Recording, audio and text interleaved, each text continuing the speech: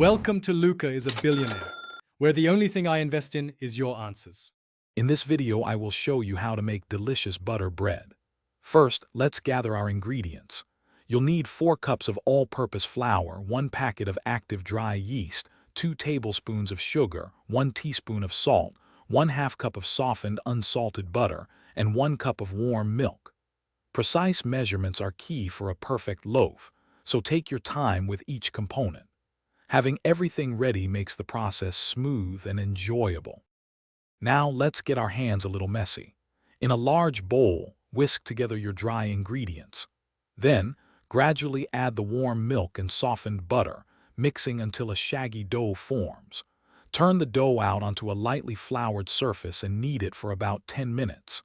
This step is vital for developing the gluten, which gives your bread its wonderful texture and chewiness. You'll know it's ready when it's smooth and elastic.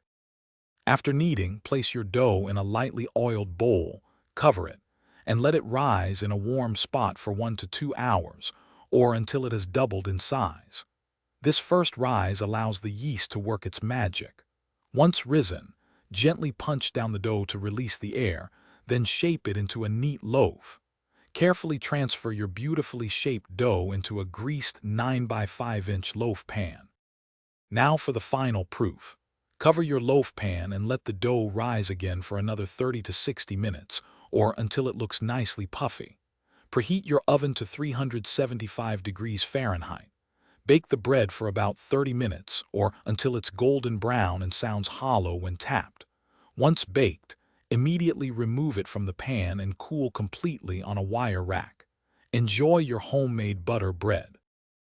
Thanks for watching and please subscribe. It's the best investment you'll ever make.